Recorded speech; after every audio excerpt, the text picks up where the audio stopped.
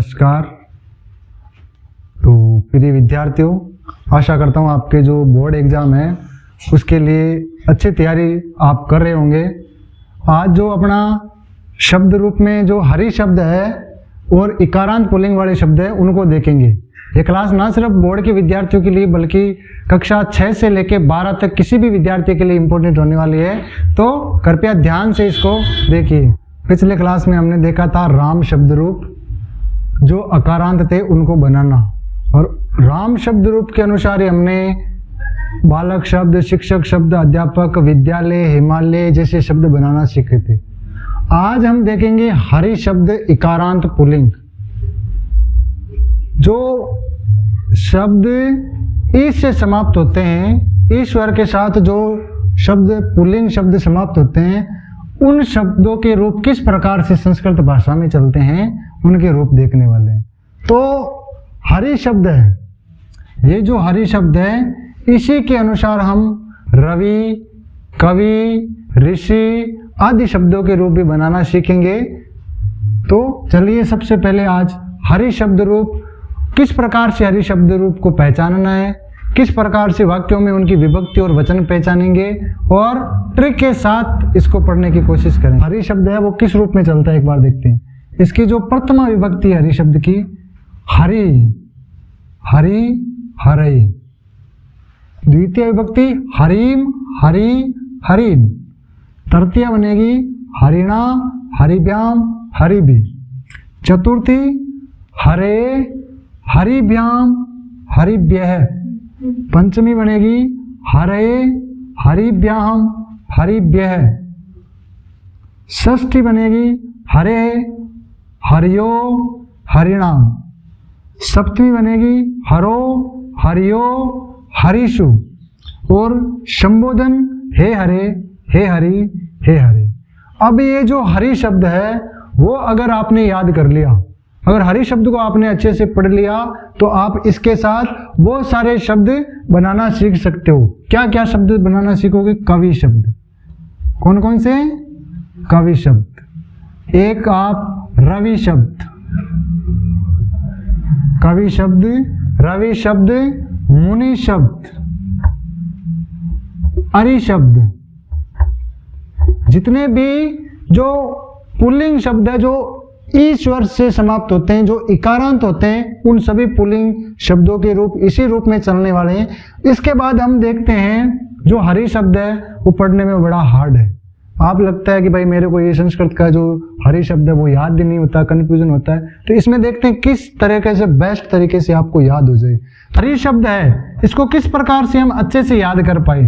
तो हरि शब्द वैसे तो बहुत, ये शब्द रूप याद करना किसी भी विद्यार्थी के लिए एक झंझट भरा कार्य हो सकता है, लेकिन अगर इसको अच्छे से थोड़ा समझकर पढ़ा जाए तो ये बहुत कम समय में आपको ज़्यादा सामग्री संस्कृत में पढ़ सकते हो। तो अपनी संस्कृत भाषा है उसमें शब्द रूप वैसे भी इंपॉर्टेंट है, तो आपको बहुत सारे शब्द रूप पढ़ने होते हैं। तो शब्द अपना हरि शब्द है, इसके जो द्विवचन है, हरि शब्द में अपना जो द्विवचन आता है, इसके जो 7 की 7 विभक्तियां हैं वो याद करने का नियम जानते हैं पहले।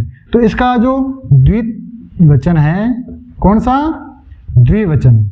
इसको याद करने के लिए एक नियम होता है 2 3 2, यानी कि 2 बार क्या आया है? हरि शब्द। हरि शब्द कितनी बार आया है? 2 बार आया है। हरि, हरि। उसके बाद आया है बच्चों कि 3 बार हरिभ्याम। क्या आया है? हरिभ्याम। तो हरिभ्याम है वो कितनी बार आया है? 3 बार आया है। हरिभ्याम कितनी बार आया है? 3 बार। हरिभ्याम, हरिभ्याम, हरिभ्याम। तो कितने हो गए? हरि, हरि 2 बार, हरिभ्याम, हरिभ्याम, हरिभ्याम 3 बार, और वापस 2 बार क्या आया है? हरियो। क्या आया बेटा? हरियो। 2 बार हरियो, हरियो। तो आपके द्विवचन की जो जितने भी 7 विभक्तियां हैं वो इन एक रूल से पूरी हो जाएगी। सिर्फ 3 नाम याद करना है, हरि, हरिभ्याम, हरियो। ये आपकी द्विवचन। तो बचा क्या? यही बचा। अब आपको जो बहुवचन है उसकी पहचान कैसे करनी? आपके बहुवचन है उसकी पहचान एग्जाम में आपसे यही पूछा जाता है कि वचन और विभक्ति इस शब्द में, जैसे आपके आ गया कविशु, क्या आ गया? कविशु। तो आपको ये दे देगा कविशु शब्द में कौन सा वचन है और कौन सी विभक्ति है। तो इसको कैसे पहचानेंगे? अगर हमें हरि शब्द याद है तो हम क्या करेंगे, हमें याद है तो हम बता देंगे हरि शब्द में जो हरीशु है उसी से क्या बना है? कविशु बना है। तो हरि शब्द में जो सप्तमी विभक्ति और बहुवचन है तो कविशु में भी क्या होगा? सप्तमी विभक्ति होगी। कौन सी विभक्ति होगी? सप्तमी। और वचन कौन सा होगा? बहुवचन। अब इस बहुवचन को पहचानने के लिए जो कुछ शब्द होते हैं जो अंत में हमेशा ही आते हैं, जैसे अगर किसी शब्द के पीछे शु शब्द आ गया, जैसे कविशु, रामेशु, मुनिशु, रविशु, ये शब्द हरीशु, तो वो हमेशा बहुवचन का होगा। इसके अलावा नाम शब्द आता है। क्या आता है? नाम।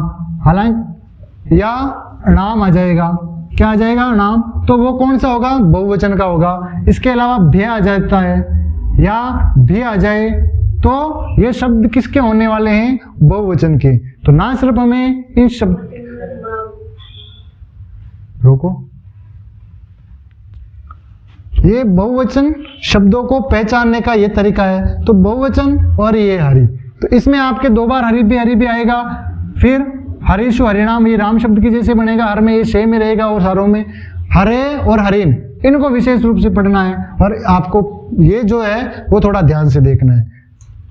इसमें हरे हरे, हरो, हरिणा, इसमें थोड़ा ध्यान रखना है। जिस र के बाद अगर ना आए तो न नहीं होके उसका अण होता है, ठीक है।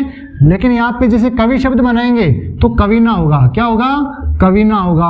अगर मुनि शब्द बनाएंगे तो मुनि ना होगा। क्या होगा? मुनि ना होगा। हरिणा इसलिए आया क्योंकि र आया है उससे पहले, इसलिए। तो आशा करता हूँ ये क्लास आपको अच्छी लगी होगी, आपको हरि शब्द है वो पहचानने में सहायता मिली होगी।